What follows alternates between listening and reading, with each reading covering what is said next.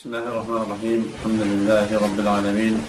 Vessalatu vesselamu ala Resulullah nebiyyina Muhammedin ve ala alihi ve sahbihi ecmaîn. Rabbi şrah li sadri ve yessir li emri ve hlul uqdeten min lisani yefqahu qavli. Amma ba'd. İlk olarak kardeşler hamınızı salamlayıram. Esselamu aleyküm ve rahmetullahi ve berekatuhu. Aleykümselam. Allah Subhanahu hamd olsun ki Allah Subhanahu bizi belə bir gözəl və mükəmməl bir dində birləşdirmiş və qardaş etmişdir.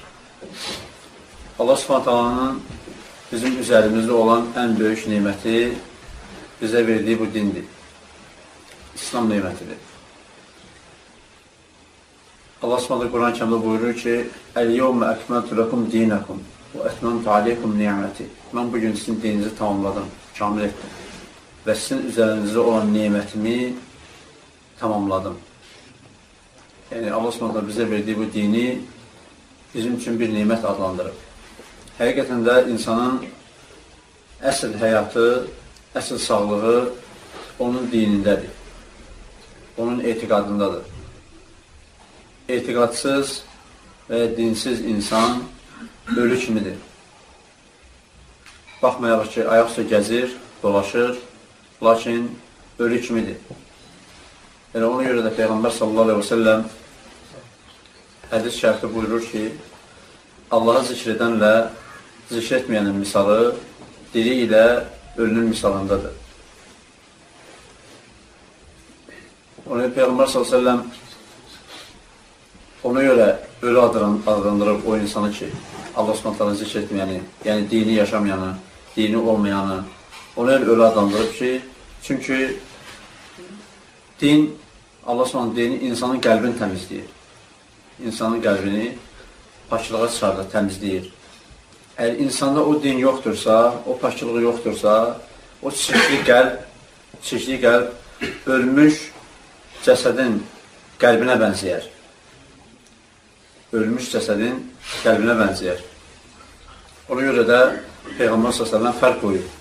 Sağ ilə diri insanın həqiqi mənası onun Allah s.ə.və bağlılığına görə dəyərləndirir. Və Allah s.ə.və bizə bu dini göndərməklə yanaşı, bu neməti göndərməklə yanaşı, bu neməti bizə çatdıran Peyğəmbər göndərmişdir. Muhammed sallallahu aleyhi ve sellem. Peyğəmbərimiz sallallahu aleyhi ve sellem 40 yaşında Peyğəmbərliyə başlamışdır. 40 yaşına qədər Peyğəmbərimiz sallallahu aleyhi ve sellem gözəl, pak, sağlam həyat keçirib.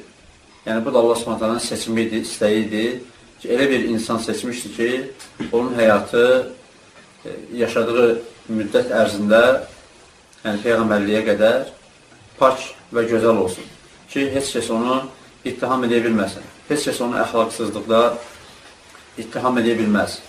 Çünki Peyğəmbər s.ə.v cahiliyyətdə də ən gözəl əxlaq sahibidir. Heç kəs Peyğəmbər s.ə.v xəyanətdə ittiham edə bilməz. Çünki Peyğəmbər s.ə.v əmin idi. Heç kəs Peyğəmbər s.ə.v-i alim olmaqda, alimlikdə ittiham edə bilməz. Ki, alim idi, gəldi insanlara həmin alimliyini Peyğəmbərliyi adı ilə öyrətdi. Peyğəmbər s.ə.v ummi idi. Yəni, yazıb oxumaq bilmirdi. Yazıb oxumaq bilmirdi. Yəni, savadsız bir insan idi. Heç kəs Peyğəmbər s.ə.v-i cah-cəlal, şərəf, izzət ardınca gedən bir insan adlandıra bilməzdi. Çünki Peyğəmbər s.ə.v-in həyatı onun əksini göstərirdi. Və Allah s.ə.v hər tərəfli olaraq Peyğəmbər s.ə.v-i seçdi və bizim ümmətimizə onu Peyğəmbər olaraq göndərdi. Ona görə də Peyğəmbər s.ə.v-in bizim üzərimizdə böyük haqqı var. Peyğəmbər s.ə.v-in bizim üzərimizdə böyük haqqı var. Necə ki, Allah s.ə.v-in haqqı var. Onun göndərdiyi şəriətə itaət etmək, həmçində Peyğəmbər s.ə.v-in haqqı da Allah s.ə.v-in haqqı ilə yanaşıdır. Çünki bizə o dini gətirən, şəriəti bizə çatdıran Muhammed s.ə.v-dir. Elə kəlmə-i şəhadətin ikinci mənası, yəni ikinci hissəsi Muhammedun Rasulullah kəlməsi buna dəlalət edir. Ona görə tövsiyə odur ki, hər bir qardaş fərdi şəkildə Peyğəmbər s.ə.v həyatı ilə yaxından tanış olmalıdır. Öz Peyğəmbərini tanımalıdır. gözəl tanımalıdır. Həqiqətən də Peyğəmbər s.ə.v-i tanıyan insan həyatı boyu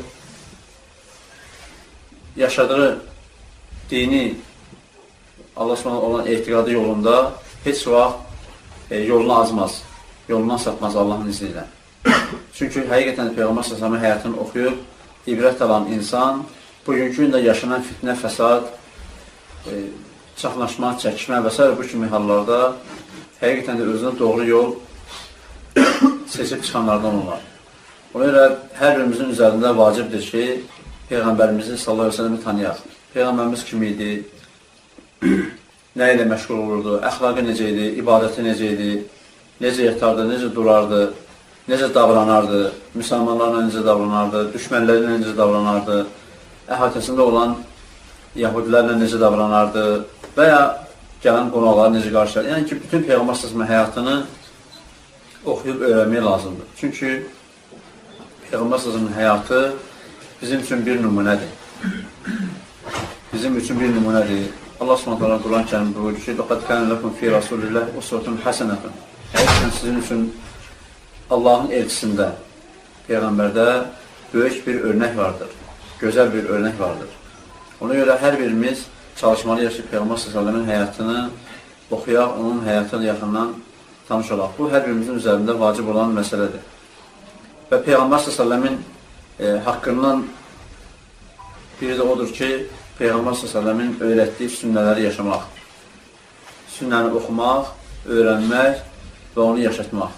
Həm özünü yaşamaq, həm də başqalarını onu təbliğ etmək. Və Peyğəmbər s.ə.v-in sünnəsi hədis kitablarında öz əksini tapmışdır. Hədis kitablarında sırf Peyğəmbər s.ə.v-in hədisləri və onun əsasında yazılmış fiqh kitabları.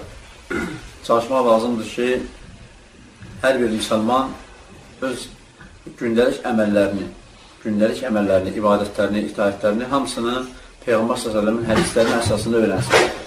Yəni, əgər sən hansısa bir əməl edirsənsə gündəlik həyatında, səndən soruşanda sən bunu niyə görə edirsən? Demək ki, belə eşitmişəm. Demək ki, çünki Peyğəmbər s.ə.v hədisdə buyurur ki, belə, vəssalam.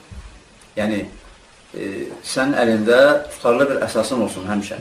Gündəlik həyatında olan məsələlərdə. Sən gündə etdiyin ibadətlərin hərəsi barədə bir hədis öyrənsən, bir aydan sonra sən bir toplu hədis biləcəksən.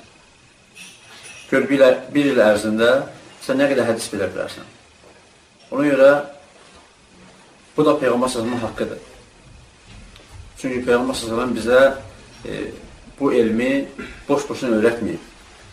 O elm öyrədilibsə, o bizə gəlib çatıbsa, miras kimi gəlib çatıbsa, hər birimizin üzərində vacibdir ki, haqdır ki, biz o elmdən öz payımızı götürək.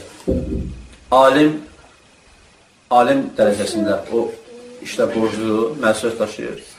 Tələbə məsuliyyətə qədər, sılavı insan qədər.